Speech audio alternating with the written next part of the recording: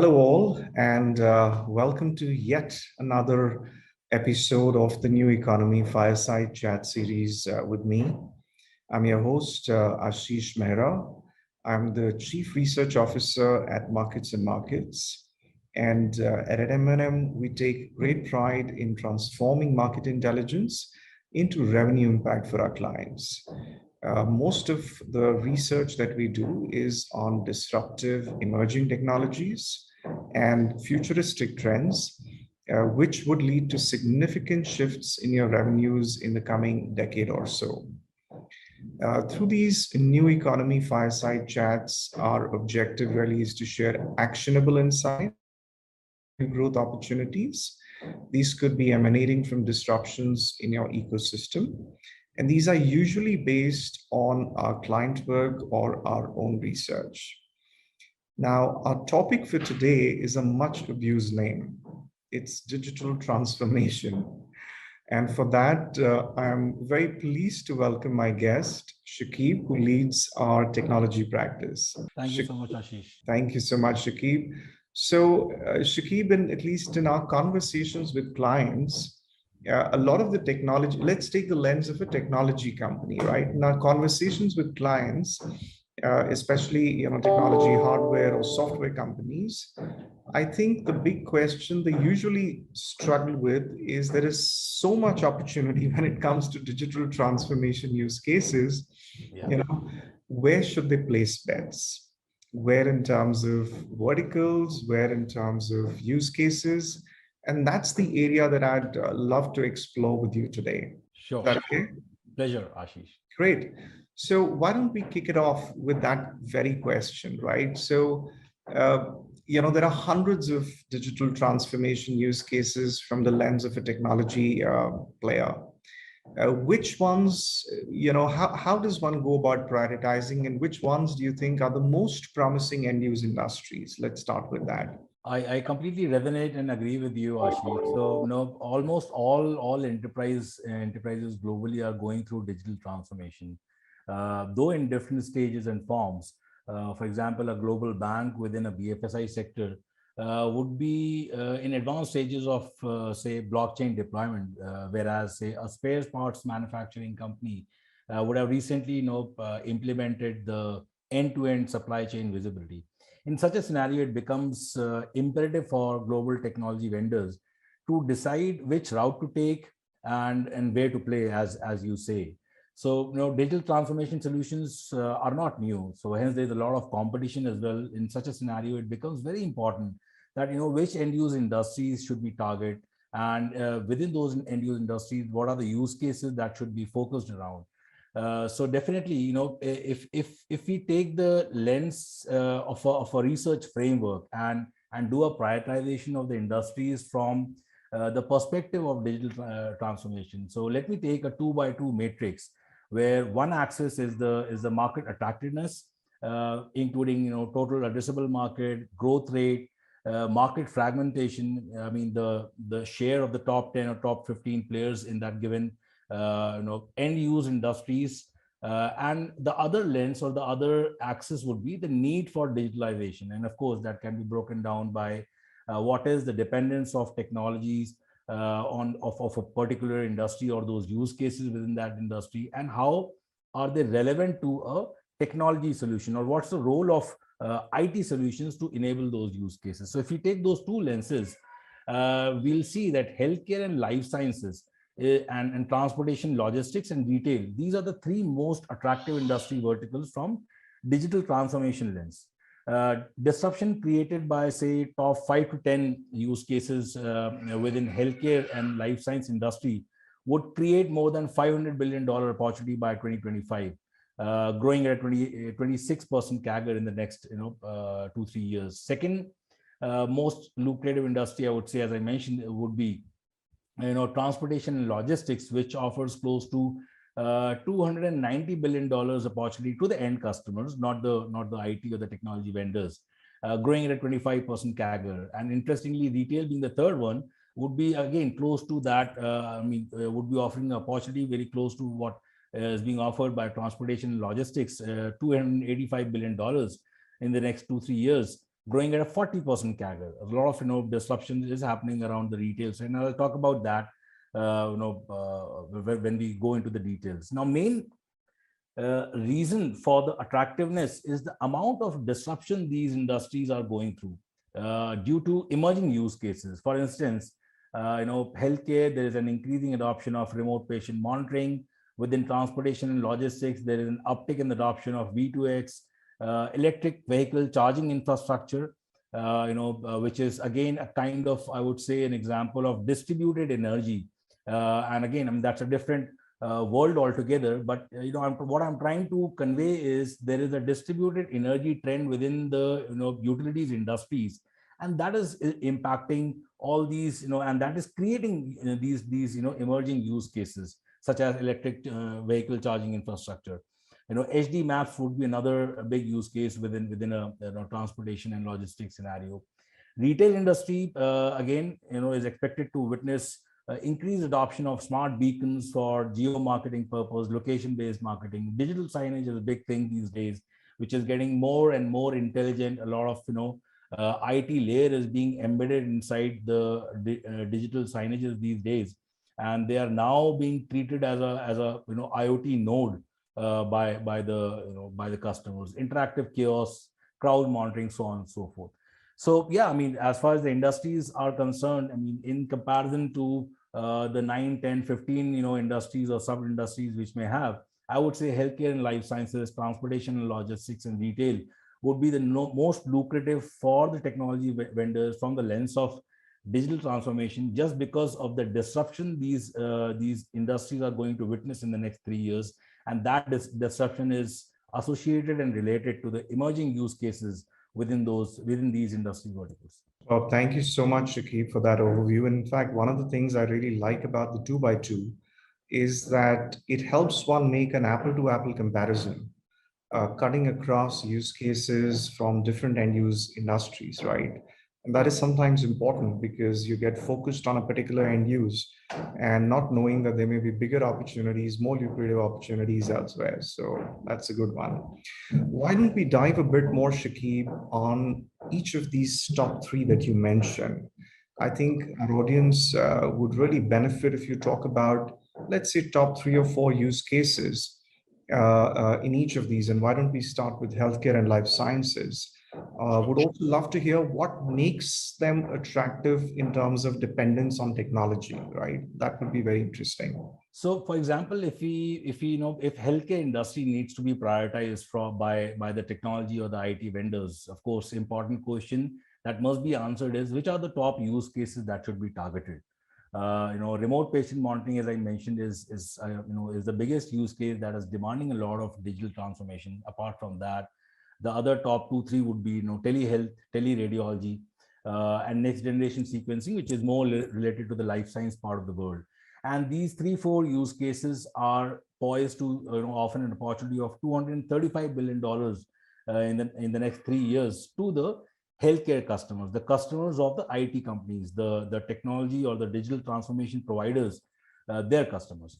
So RPM is one of the use case that creates. I mean, let me touch upon RPM. It creates big opportunity for digital transformation. Advancement in RPM is driving the adoption of AI-based, patient management platforms using RPA, artificial intelligence, machine learning, and to some extent, of course, Internet of Medical Things, as they call it.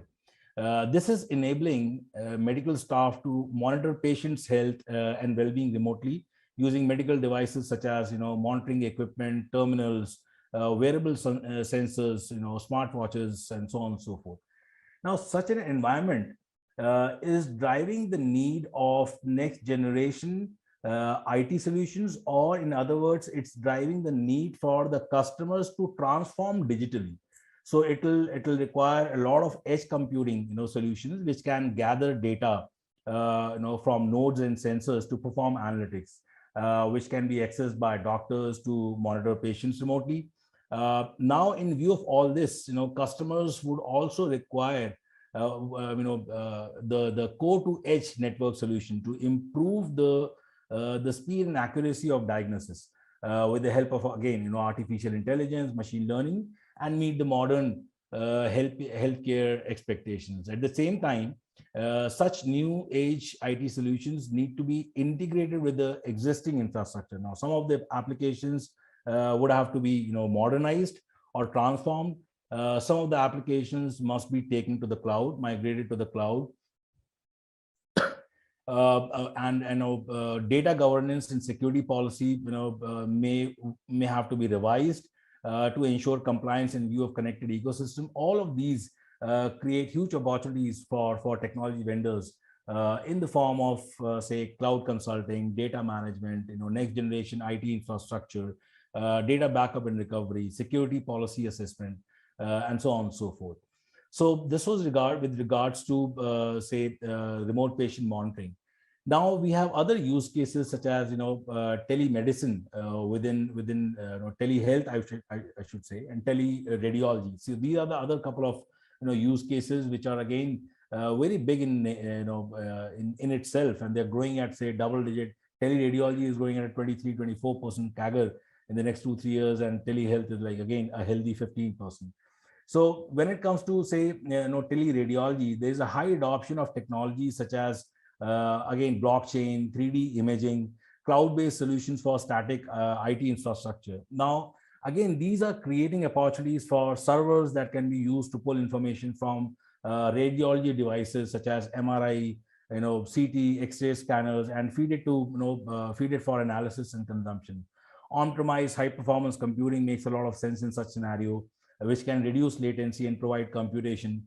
Next generation storage it becomes very critical in the case of PACS when it comes to imaging part of healthcare ecosystem. Again, when it comes to teleradiology, which is poised to demand and is demanding right now currently a lot of digital transformation. So the complete infrastructure is in this case is mostly based on the cloud. It utilizes telephone based services, video conferencing, texting, smartphone applications, and web-based tools. So again, products such as Wi-Fi, outdoor Wi-Fi, composable infrastructure, storage solutions like enterprise class all-flash storage array, software-defined infrastructure. These kind of solutions can definitely enable a telehealth or a telemedicine kind of use case. Now, if I slightly touch upon the life science part of the world, as I mentioned, next generation sequencing is one use case that requires a lot of supercomputing, I should say. How is it dependent on technology? It uses genome editing, artificial intelligence. It uses a lot of big data. Cloud computing is also leveraged in such kind of use case, and nanotechnology for that matter. Now, as I mentioned, that supercomputing, high performance computing platform that can be either deployed on premise or with the help of cloud becomes very relevant to this use case. Supercomputers are utilized as a combination of course processing as well as storage solutions, and provide high performance data analytics, AI, and deep learning for next generation sequencing workloads. So that's about the healthcare part of the world. Now, as I mentioned, that the other number two and number three industry verticals would be transportation. So we are seeing a lot of uptake in the adoption of mobility as a service, and then usage-based insurance. So primary technologies, when I talk about mobility as a service, such as big data, mobile applications, IoT, these are being leveraged more and more to enable these use cases. And these technologies are in a way very heavily or very closely dependent on the IT infrastructure, where the technology vendors come into play and they can help in digital transformation. So again, servers, wireless networks can be used to track information like services, fares, schedules, origins, destinations. IT vendors, are also leveraging hybrid cloud solutions and storage capabilities that can accelerate cloud transformation with a technology to handle large cloud stored data sets, because these throw a enormous amount of data is being thrown when we look at the ecosystem within the transportation and logistics, especially from the mobility as a service perspective. And similarly, usage-based insurance, you are analyzing and doing a lot of analytics on the behavior of the driver, the past experiences, the accidents, or the I would say violations one person and multiple people have done, and how is that being analyzed to to decide the premium, and so on and so forth. So this is the use case related with the transportation and logistics. Again, when we talk about retail, which is the number third one, a lot of I would say IoT related use cases such as interactive chaos, so machine learning and artificial intelligence capabilities are being embedded inside those kiosks, and they need to be connected. Retail point of sales is another example where a lot of payments are being happening, which requires security layer. And of course, I mean, the IT vendors are the suppliers who can enable and secure these transactions at the edges or at the point of sales. Digital signage, we are seeing that from decades, but these days digital signages are becoming more intelligent, and they are being leveraged very smartly by the marketers, by doing a proximity based marketing. Augmented reality, virtual reality is also being embedded in such kind of devices. The moment we do that, it becomes data heavy. It requires a lot of real time computing, real time intelligence is required, where definitely all these next generation solutions such as edge computers and composable infrastructure, virtualized environments, networking devices, all would come into play to make that particular device more intelligent, more real time in nature, to respond to the customer who is maybe say passing by, or behave accordingly. So yeah, I mean, this is how it looks like when we look at these industry verticals and the use cases that are driving the adoption of digital transformation solutions. I hope that answers That the question. that is a very, very loaded answer, Shakib. And thank you so much for that. Thank Uh, I think you've really summarized a lot of insights succinctly. So, Shakib, I guess, of course, there will be other verticals and there will be, top use cases for those as well. And perhaps we won't have the time to get into all of them today. But let me move on from where to play into how to win in GTM. Once the technology company has identified some of these and prioritized these as the where to play choices, what are you seeing next through the work that you're doing? What are the next steps to convert this insight into revenue impact? So, as you correctly mentioned, that the questions which we discussed, or the problem statements which we discussed, were more strategic in nature. Execution part of that also is equally important, and I would say rather complex, because there we need to exactly devise a strategy to go to the market. So, in addition to where to play kind of questions, there are multiple other questions that are extension to where to play, which I'm witnessing from my experience with the clients, such as say industry wise voice of customer. So to help explain, digital requirements of each industry would vary from, I mean, significantly in view of the use cases that are driving. As we discussed, remote patient monitoring in healthcare versus insurance based, I mean, usage based insurance in transportation logistics versus interactive kiosk in a retail scenario. So to give you an example, energy and utilities would prioritize integration of operational technologies such as distributed control systems, SCADA, PLC, machine automation controllers, with information technology, including remote monitoring applications, data management applications, edge networking devices. So that will be their priority. They would be more, I mean, this is a big complex problem for these customers to solve. Whereas a healthcare customer, his voice would be, or his preference would be more toward data management capabilities. As we saw that huge amount of patient data is being thrown out in the form of image files, in the form of MRI files, and so on and so forth, which requires a lot of compliance to the industry standards. Regulatory compliance comes into play, data management capabilities, and so on and so forth. So hence what I'm trying to say is the need of the customer is going to change from industry to industry. Hence voice of customer becomes very important as a question to be answered before we are going to the market. Similarly, there can be other aspects such as demand generation. So which are the top customers which are my platinum accounts in a energy scenario, industry or versus a healthcare industry. Who are the stakeholders? Who are the decision makers? Is it pure technical personas, or is it going to be a mix of both technical as well as business decision makers? When I say business decision makers, these are the guys who are more into strategy, not technical in nature, can do not have a lot of say in the I would say architecture of the IT transformation, but definitely they have a big say in saying yes or no for such kind of deployments.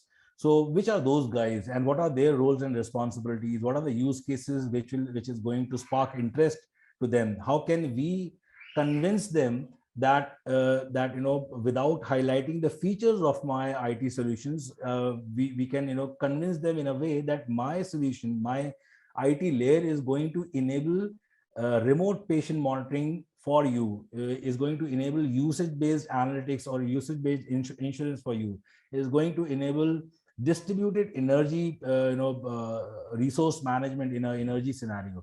So that's the way these customers are looking for IT vendors to speak to them. Even if it's a technical profile, they might not be too much hung up or interested in knowing the exact architecture of the solution that's being deployed. They're more interested in how these are my three outcomes, major outcomes, which my management or my board members are expecting me to fulfill and meet. How can the digital transformation which you are suggesting and recommending is going to enable meet my objective or meet my objective? So that's the another layer. Then of course demand generation is another big I would say aspect. How do we create demand across our platinum and diamond accounts? When I say that these are the top customers who are contributing or who are bringing majority of your revenues, the kind of content which I should create that talks about their pain points, their challenges, and the value proposition digital transformation can bring to them.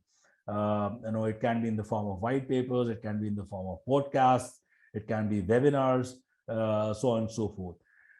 Again, it changes by persona to persona. When we talk about the sales head of a given organization from the end customer company, they would be more interested, with regards to the account intelligence. So, of course, I mean, which are the stakeholders whom I should talk to? What is the total addressable market for my digitalization solutions within a given account?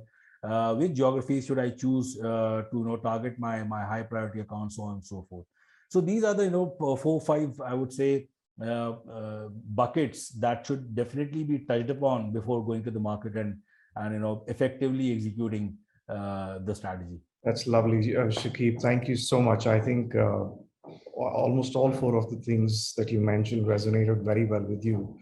But thanks again, Shakib. I think it's been a pleasure having this chat with you, and thanks for sharing your insights and nuggets. Same here. And folks, until next week, wishing you goodbye. Hope you really enjoyed today's Economy Fireside Chat with Shakib and myself.